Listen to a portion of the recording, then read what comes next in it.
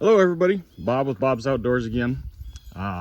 Today we're going to talk about the Kioti CK2610 with the KL 4030 loader on it.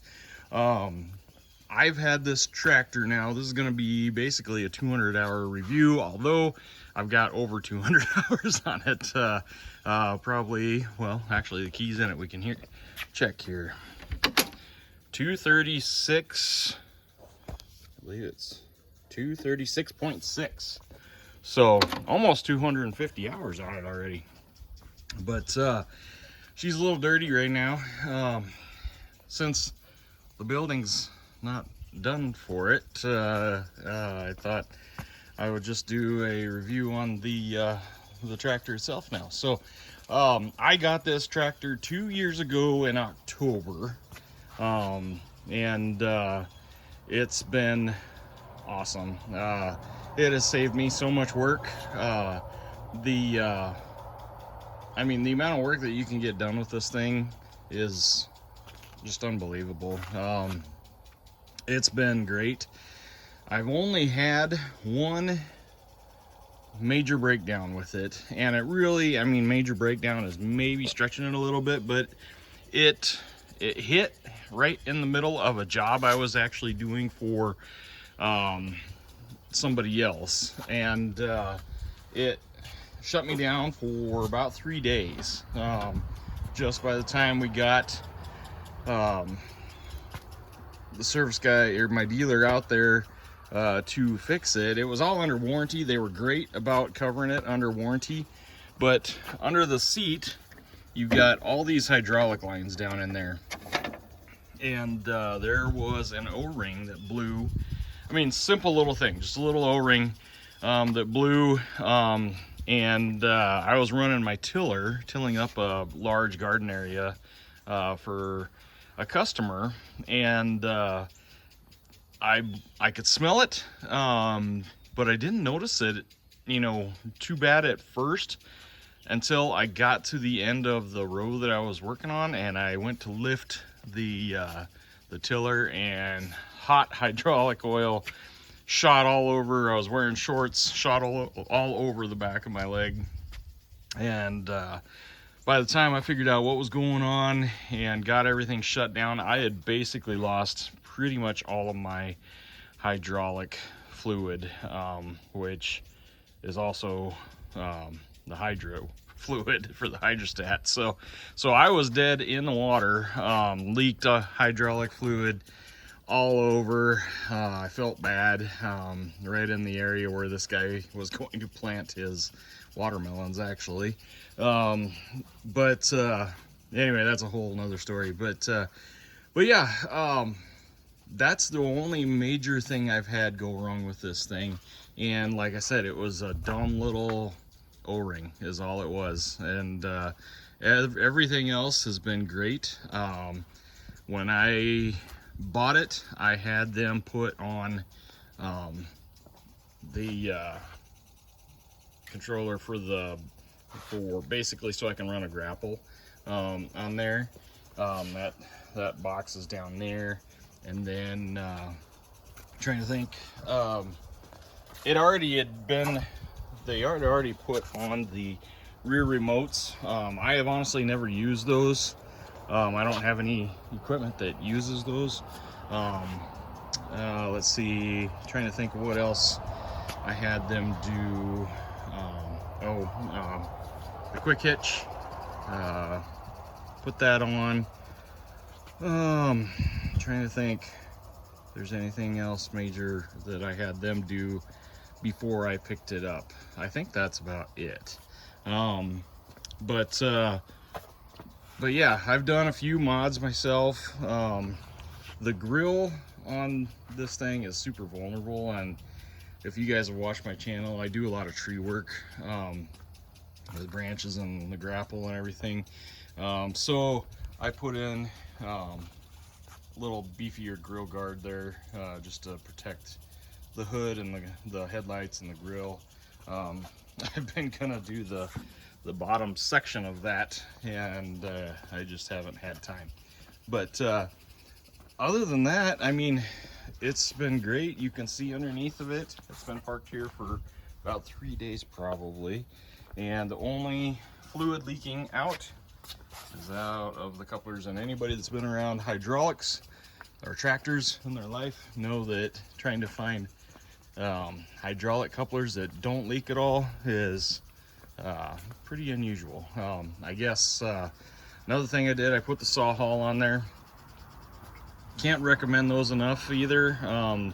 Those have been great, or that has been great. If you don't want it on there, you can just simply, it's kind of wedged in there because it's all dirty, but you can just pull it out. I leave mine in all the time just because you can see I've got wedges right there. I mean, I've always got a saw with me pretty much. I guess I took an ammo box, mounted it on the fender. My sister-in-law actually printed off a couple Coyote stickers there.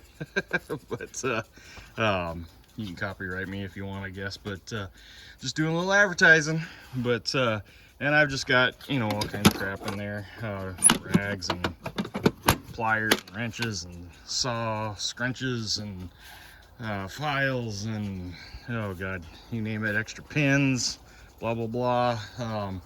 Put on some different lights on there. I actually need to redo this switch. My switch was not waterproof, and normally I kept it in the garage before we built this shop, but then had to move it outside because our garage is actually full of stuff for the shop.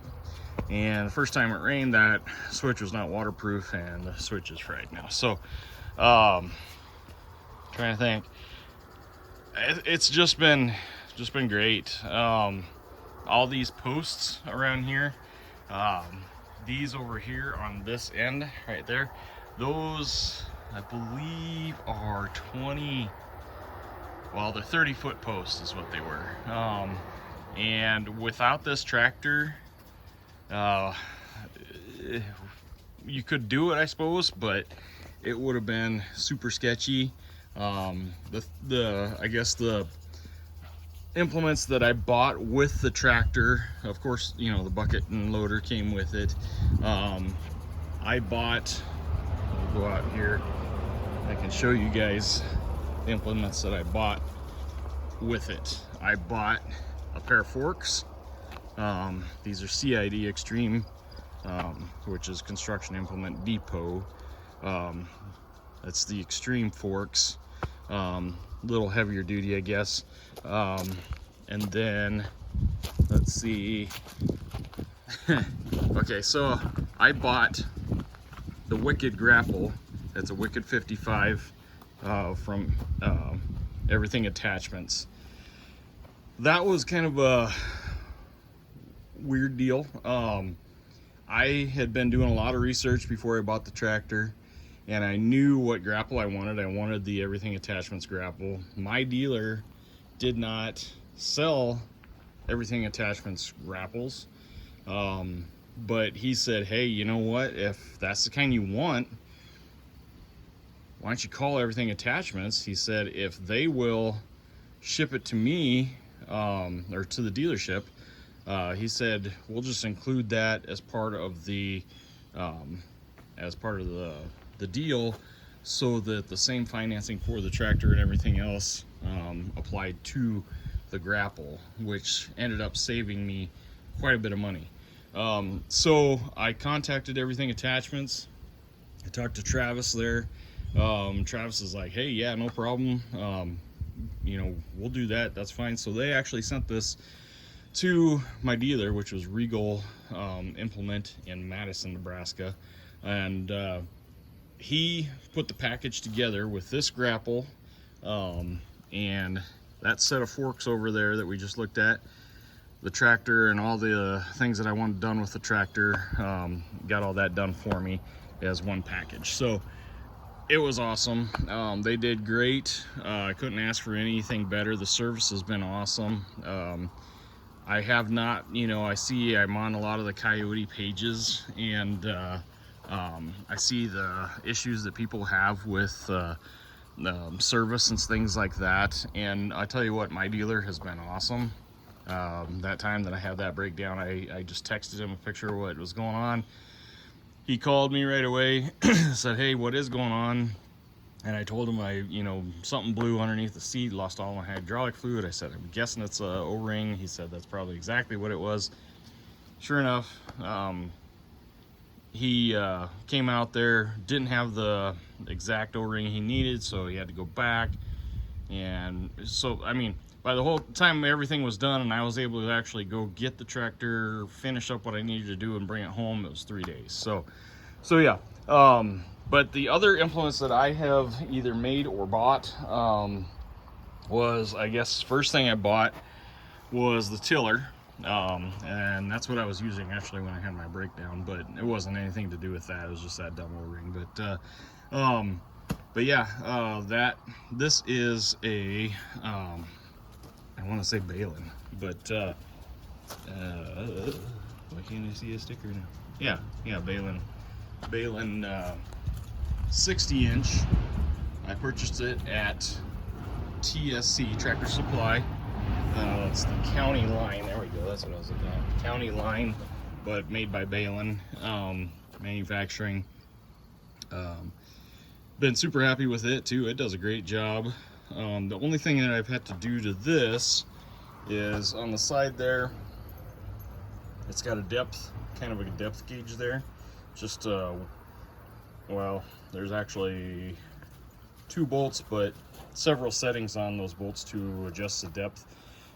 I did end up moving it to the max depth because it's not, that's I guess my only complaint with this attachment. We're kind of getting off track here, but it doesn't till real deep unless you go over it several times. It's just, it's got these little skids, and if you take those skids off, I don't know, I think you're kind of asking for trouble as far as your clutch there. So but yeah, it works really good. When you do till it up, it makes it super fine. It works out great. Heavy clay soil, everything. So the next thing I did is this is just one of those IBC totes, but you can see there I've got the end cut out of it, and I've got a chain there, and a couple carabiners there, and another chain here, and a strap. And what I do is I grab the forks over there, put it on the tractor, and I use this as a man lift. I know there's people going, oh my gosh, that's unsafe, blah blah blah, but being around equipment my whole life, I've seen hydraulic cylinders blow, and I mean, I have never ever seen one where you lose everything instantly and kaboom, everything crashes, you're done, unless you've got an extreme amount of weight or something on there. But I mean, even me at 265, if I'm up in there, and I blow a hose or whatever, and start losing fluid, it's not like I'm going to come crashing down. But I bolt it to the forks. It's strapped with a 2,300 pound strap, and then I've got a safety chain across the front. We've used this thing from everything from framing on this building to hanging Christmas decorations, you name it, anything I gotta get up in the air for. Tractor can get up to about 8 foot, so I can reach up to between 14 and 15 foot, just standing up. So works pretty good. Got a tickle in my throat there. But the other thing, I ran across a sweet deal on this landscape rake. It's a 6-footer. Guy had it on Marketplace on Facebook. Had it advertised as a 5-footer, and I knew by counting the bolts that it was a 6. And so I showed up, and he still only wanted $200 for it. It was barely used. It did have one broken tooth. If you look over there, it does have one broken tooth on the very, well, actually it was in the middle, but I just moved it to the outside, so it's not a big deal. But But yeah, so I guess, oh, and then I made a counterweight. I use this all the time also. It's very rare actually that it's off of the tractor. I've got my tires filled on the tractor. I filled those myself with RV antifreeze. And then I just built this thing. I think it's got 9 bags of concrete in it. But those are the attachments that I use on my tractor. I would say the thing I use the most would be, number one, the grapple. I use that almost every time I use the tractor, it seems like. Number 2 would be the loader, or the bucket on the loader. And number 3 would be the forks.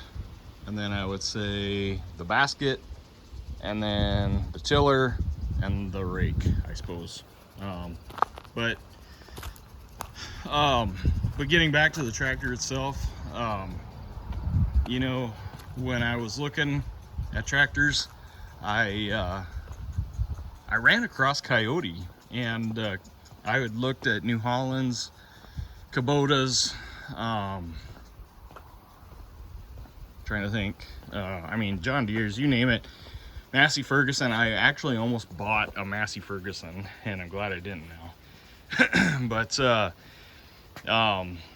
I ran or saw an ad or something, I don't even remember how it all worked out, for Kioti, and I ended up Googling them for dealers in my area, and sure, it turns out there was a dealer 12 miles away. So I ran down there, talked to the guy. He had a used Kubota in the shop there, and he was kind of trying to talk me into buying that used Kubota. But I wanted the warranty, and I believe it was a 35 horse. So it had the emissions crap on there, and I just didn't want to deal with that. You know, I'm an old school diesel guy. I don't like any of this new stuff with the DEF fluid and, you know, regens and misery that some people have with the regens. I know they've kind of gotten that fixed now, but I just didn't want to deal with it. I just want a straight old school diesel.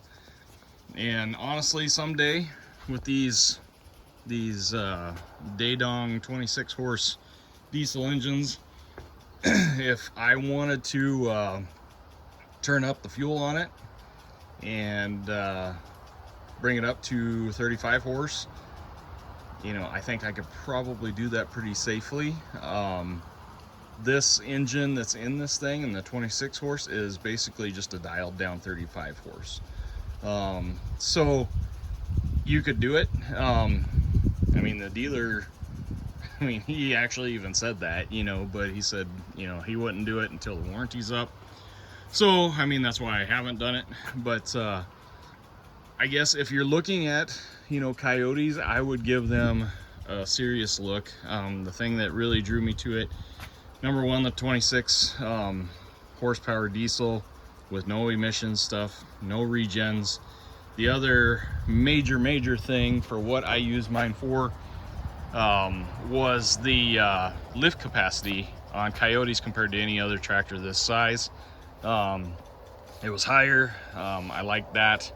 And then, you know, overall price, bang for the buck. You know, obviously anybody that, I mean, I suppose there's people out there that are above my pay scale that don't have to worry about that, you know, but for me, I mean, I need every dollar I can get out of this machine, and you know, it matters to me. So I mean, we've used the crap out of this thing. We've got, I mean, trees all over, and we had a storm come through where we lost like 7 of these huge maples along the road there. I mean, those are huge maples, and if I would have had to hire that done to get those off the road, processed up, cut up, moved out of the way, it probably would have cost me about $5,000 to do that.